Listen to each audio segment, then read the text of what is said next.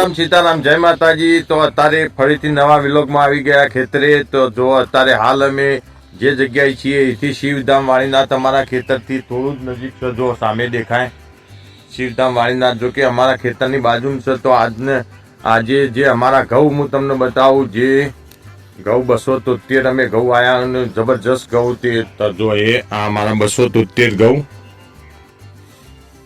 જબરજસ્ત રિઝલ્ટ છે આ સાલ આનું ગવાનું। ઊંબીઓ પણ જો તમે, બહુ મોટી ઊંબીઓ, આમ બહુ ફાઇન ઘઉં ત્યાં સુપર। જો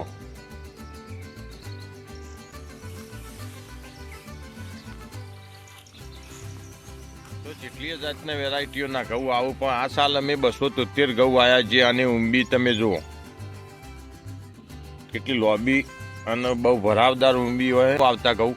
પણ આ સાલ આ નવું આપણે કોઈક નવી ટેકનિક અપનાવીએ એટલે અમે આ સાલ 273 વાયા। આમ તો અમે દર સાલ 496 જ ઘઉં આવતા, એ પણ સારા થતા ઘઉં, પણ આ સાલ આ 273 વાયા પણ રિઝલ્ટ બહુ જબરજસ્ત। તમે જુઓ એ ખરખા ઘઉં આખા ખેતરની અંદર અને ઊંબીઓ પણ લોબી, જેથી કરીને આપણને ઉત્પાદન આ સાલ કેવું મળે જોઈએ।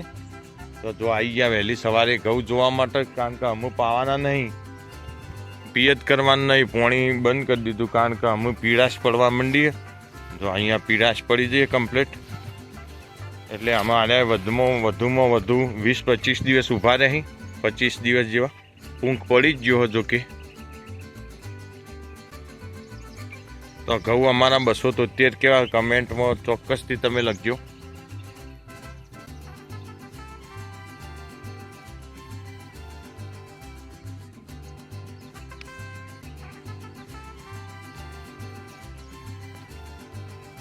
આ કોથરામ ભરું આજે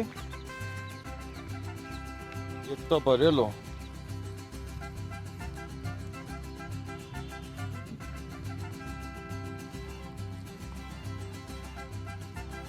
અડધા ઉતાર્યા ને અડધા બાકી। કેટલા બધા કાતરા પડ્યા હે, કોઈ માપ વગર ના તે હા એરંડા ઉતારવા।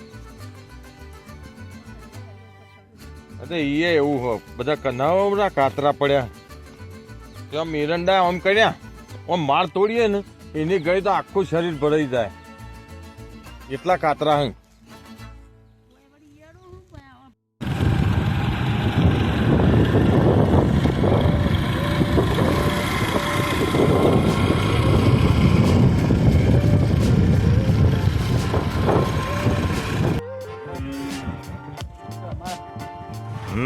તમારે સારો થયો રાયડો।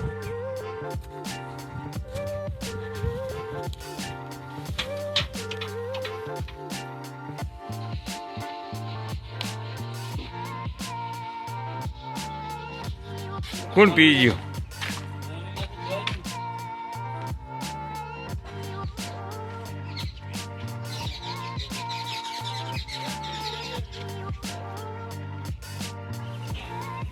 બેસીને 4 બાર કમ્પ્લીટ થઈ જઈ, અમે ધરાઈ રહ્યા, અમે બેસીએ હેઠો, અમે આપણે જઈએ ઘેર।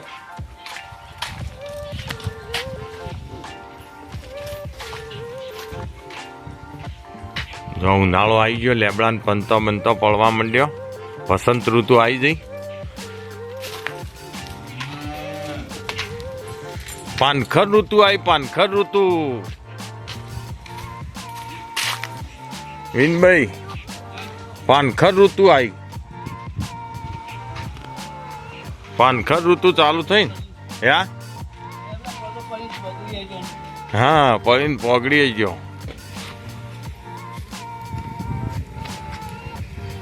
પાનખર ઋતુ આવી ગઈ।